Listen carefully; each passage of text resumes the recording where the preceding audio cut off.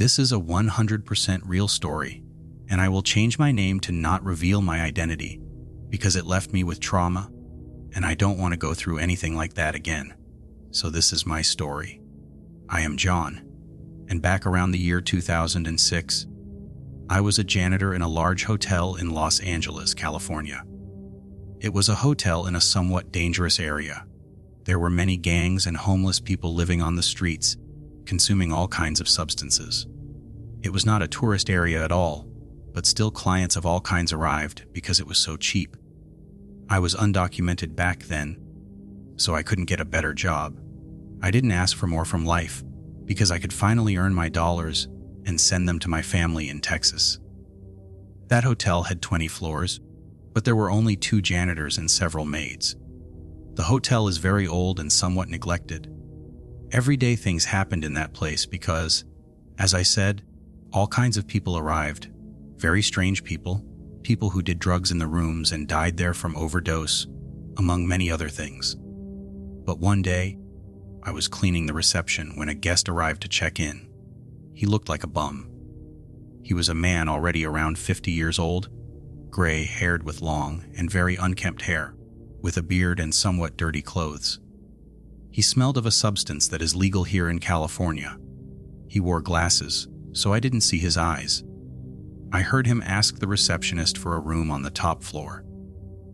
She told him that she had better rooms on the lower floors, because the ones upstairs are the most neglected and old, but the man insisted that he wanted to stay in a room on the top floor and that it be in a corner. The girl agreed and gave him his key. The guy paid in advance for 2 weeks of lodging. He didn't bring luggage, just a small old suitcase he was carrying on his shoulder. Then the guy went up to his room. We were used to that kind of people, but he in particular gave me a very bad feeling from the moment I saw him. I knew he was someone to be careful with. Every day, my coworker, the other janitor who was also Latino, told me everything that happened on his shift, because he was the one who stayed at night, although we overlapped a few hours during the day. He told me all kinds of people who arrived at the hotel or unusual events that happened. We liked to talk a lot and tell each other everything. The next day, when I arrived, the first thing he told me was that in the early morning, when he went up to do rounds on the top floor, he heard a girl's scream, but he didn't know from which room it came. He didn't want to investigate, because it wasn't unusual for things like that to happen. Many people went to consume substances, and there were always noises there, but that scream in particular sounded very real, as if they were doing something to her, but he decided not to investigate. He returned to the hotel lobby and saw that the same strange guy I had seen arrive that day came down with a large suitcase and left, but about 2 hours later, he returned with that same suitcase. You could see he was struggling because it seemed very heavy. My coworker offered to help him to see if he gave him a tip, but the man answered him very rudely in English, of course. He yelled at him to mind his own business and went to the elevator. My coworker finished telling me and told me to be careful with that guy. I told him that I hadn't liked his vibe from the moment he arrived, and it wasn't so much because of his appearance. Simply, there was something I didn't like, and that made me stay alert. Anyway, we kept working, and so the days passed. My coworker told me that every night the guy went out and came back with the same black suitcase, almost every night. I asked him what he thought he was carrying in the suitcase, because it was very suspicious. I told him I didn't know, but that we shouldn't investigate. I didn't want to put myself in danger or have problems because I had to keep a low profile for being undocumented. But one day, it was almost 10 at night, and I was almost leaving, but the manager sent me to the rooftop to check a generator because the power had gone out on the 4th and 5th floors. So, I went up with my flashlight through the stairs on those last 2 floors, when suddenly I saw the subject from above climbing those same stairs, struggling with that suitcase, but he was talking, saying, "Shut up," and an offensive word. He repeated that several times. I didn't understand who he was talking to, until I could hear a small moan coming from that suitcase he was carrying. I felt an indescribable fear. I decided to turn off my flashlight so the guy wouldn't know I was there, and without making noise, I went up to the 5th floor and hid in a room. The subject continued to his room, which was at the end of the long hallway. He locked himself in his room, and I went out quickly to see what else I could hear. I approached his room and heard moans from a young woman, but nothing else could be heard. Everything was very dark, and I could barely see something by the lights of the other buildings. I didn't want to turn on my lamp because I didn't want him to realize I was there. That entire floor was uninhabited. He was the only guest there. I just wanted to be sure of what I had heard, to be able to report it to reception and have them call the police. When I heard his moans, I ran to the other end to get to the stairs, but there was the man standing in front of the door that leads to the stairs, looking at me. He told me, "What are you looking for?" As best I could, I told him nothing, that they had sent me to the rooftop to check the light. That's why I had my flashlight. He asked me, "Then what are you doing here? Why aren't you going to the rooftop to check?" I felt a lot of fear. I knew the subject was a psychopath. It was noticeable, and who knows what he was doing in that room. So I could only answer him as that I forgot my tool. He started approaching me and told me, "Come on, I'll help you." I can't explain the terror I felt. I just told him yes with my head, and I walked to where the stairs were to go out to the rooftop. He was walking behind me. Throughout the entire way, I was only thinking, he's going to kill me. I have no way out. He knows I discovered him. I really wanted to cry, but I held it as much as I could.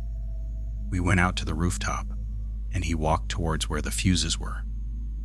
He himself started fixing them, and I was just standing next to him watching, pretending to pay attention to what he was doing with the cables, but in my mind, I just wanted to run away.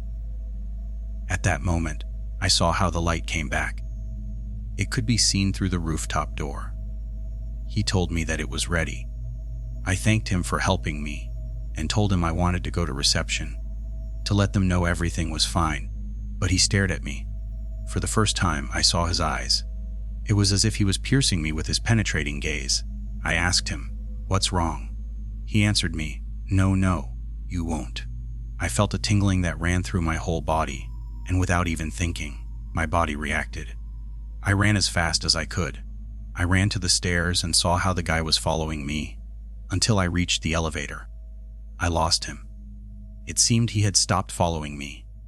My heart was beating 1,000 per hour. I felt that the guy would be waiting for me downstairs, but it wasn't like that. As soon as the elevator opened, I ran to the lobby. I told the receptionist who was there to call the police quickly. He asked me what had happened, and I yelled at him to call now, that there was someone in danger on the top floor. The guy called emergencies quickly, and the police arrived. I explained everything to police. They went up and headed to that room, the last one on the 5th floor where that guy was staying. I went with them, and they forced entry, and there was a girl on the floor, tied by her hands and feet with tape on her mouth. She was very confused because the guy had given her substances to ingest, so she wouldn't make noise while he transported her to his room. The police freed her and called an ambulance. Then they started searching the whole room. The guy had a video camera and many tapes along with many bladed weapons in a drawer, but the subject was nowhere to be found. The officers closed the whole hotel, and there were already officers looking for him inside. But a few minutes later, they heard screams outside along with a lot of people around, because a person had jumped from the rooftop. Yes, it was him, that subject they were looking for. Everything was chaotic.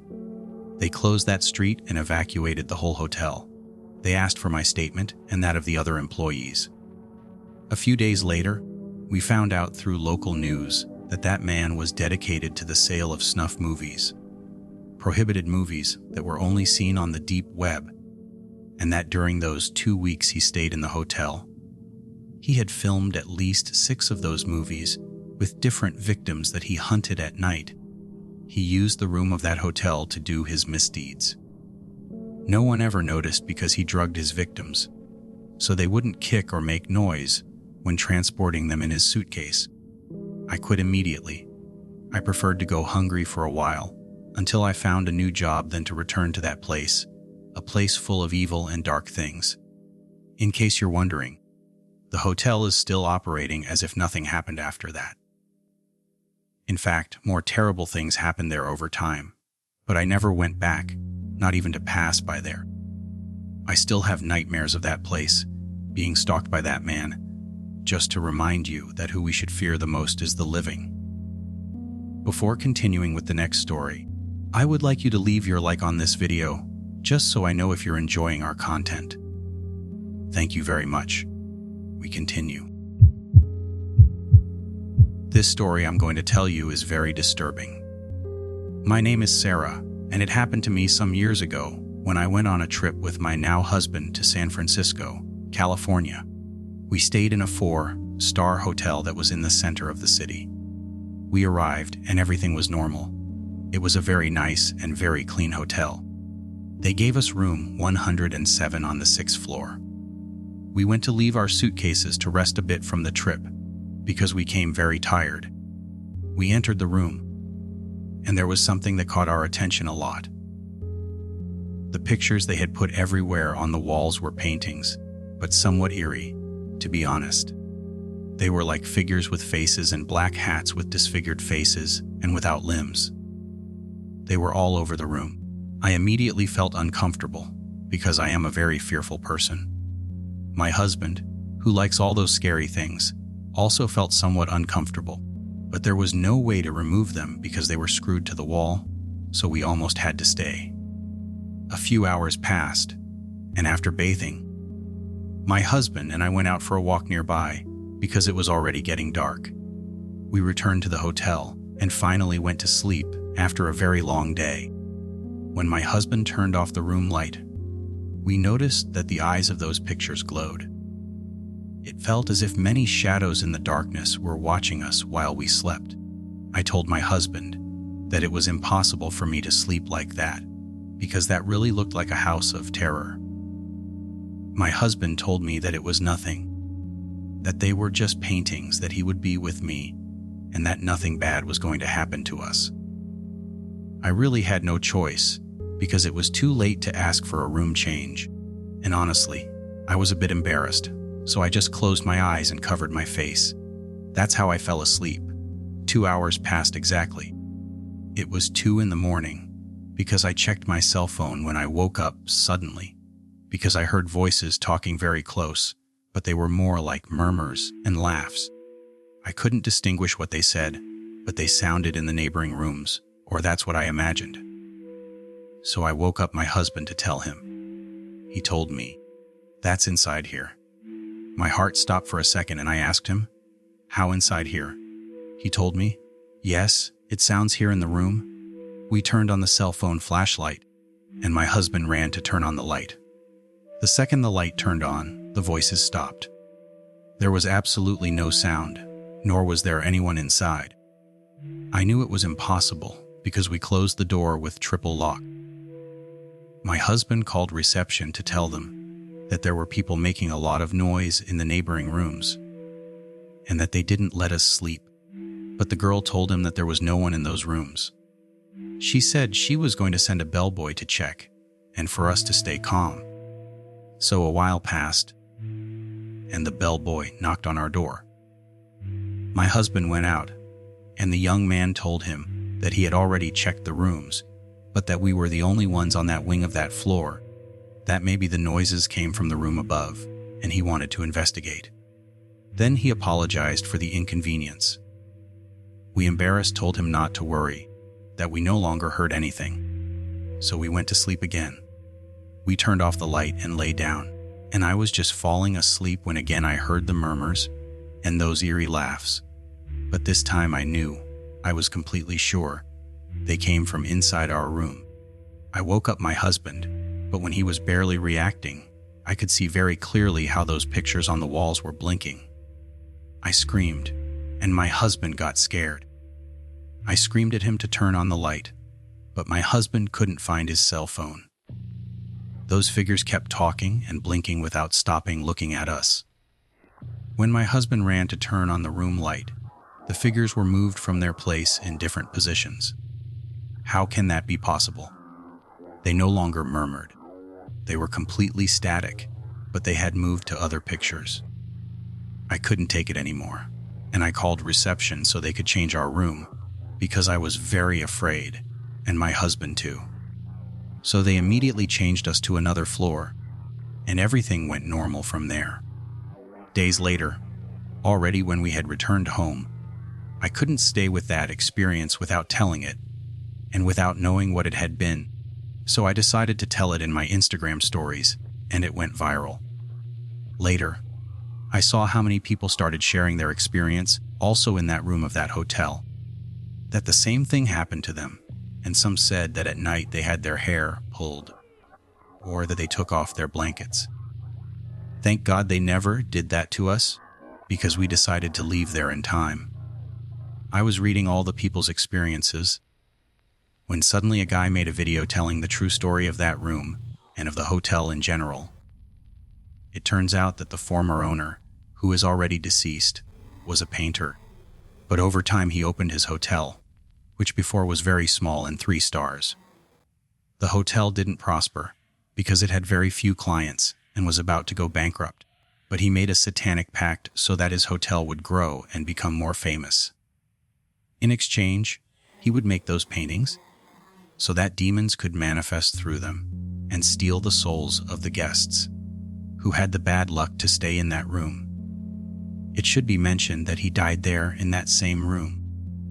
He took his own life, or that's what is believed, but people are sure that they were the ones who took him, because the man planned to close the hotel, because surely he could no longer handle what he had invoked, and wanted to get rid of them in some way and forget that mistake he had made and continue with his life, but they didn't let him.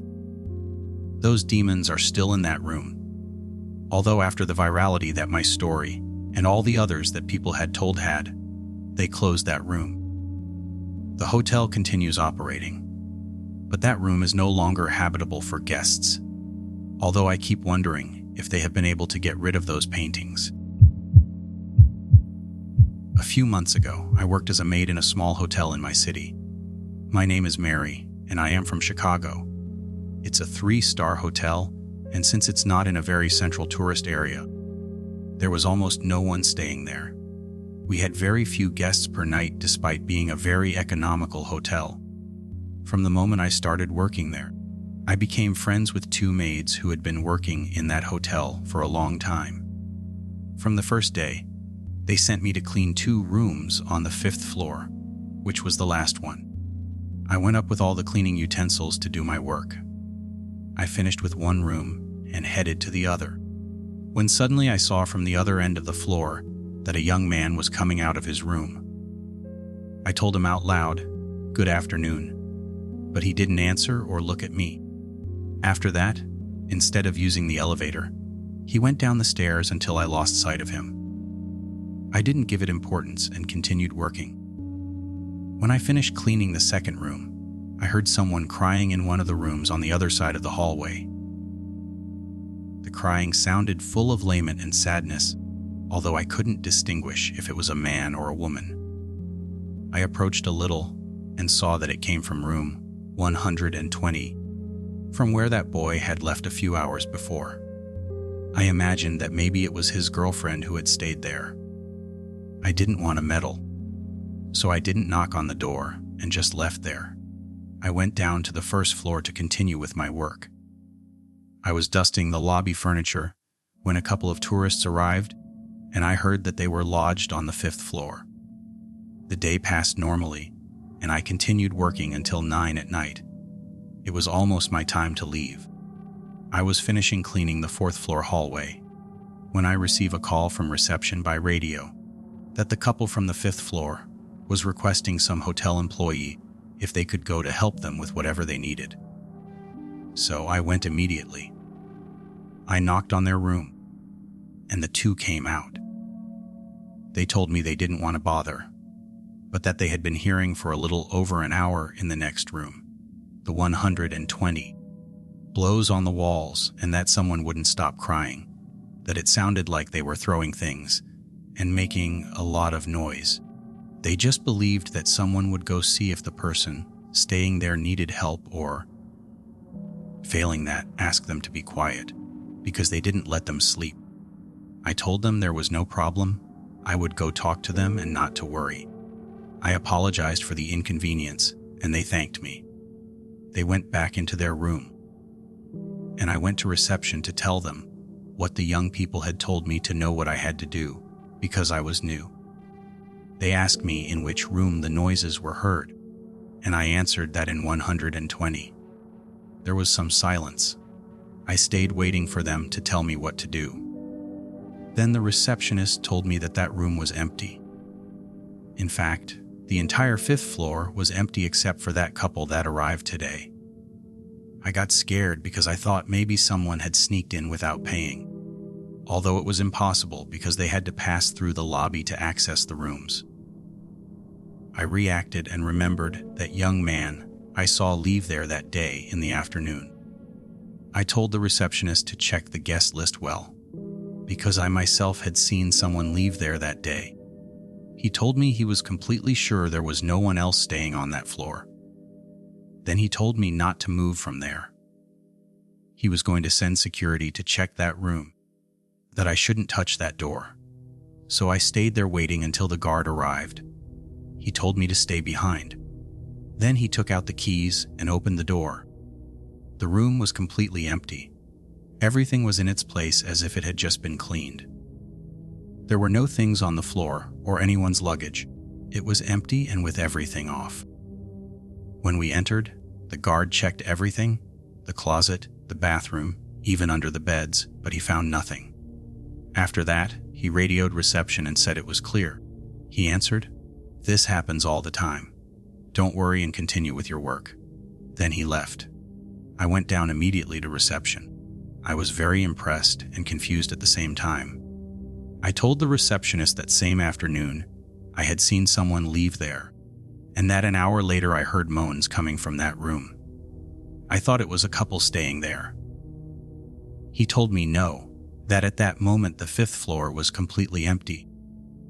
Both of us stayed thinking. The receptionist was already with a nervous laugh because he couldn't find an explanation for what the guests and I had heard. He asked the guard to check the cameras of the whole day to see if that young man I had seen leaving room 120 appeared, but the guard told him that no one appeared in the recordings all day except me and the couple that had just arrived. To me, I started to get afraid. I thought, it's my first day, and these things are already happening to me. It can't be. Then I went to get my things because it was already my time to leave. At that moment, I ran into my 2 companions. I hadn't seen them all day because they were cleaning on different floors. I told them everything that happened on my first day. Neither of the 2 was surprised.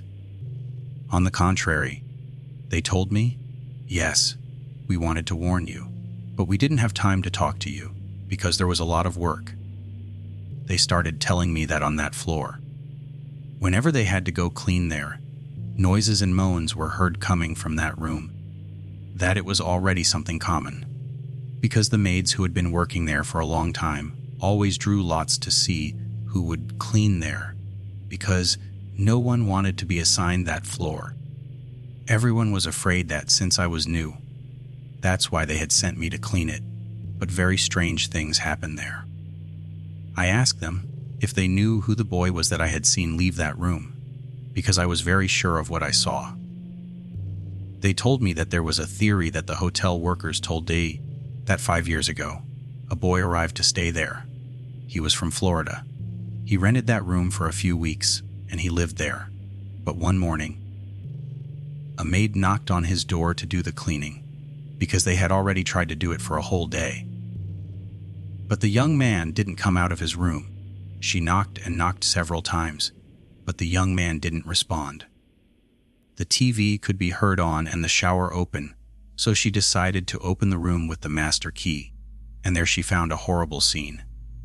The young man was lifeless in the bathtub. He had taken his own life. Since it wasn't a popular place, the news didn't become famous.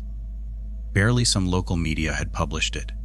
But that tragedy had turned the hotel into a dark place because since then, according to the employees, things started happening. More than anything on that floor, in that room. Many clients complained at night because there was a lot of noise coming from that room, and it didn't let them sleep.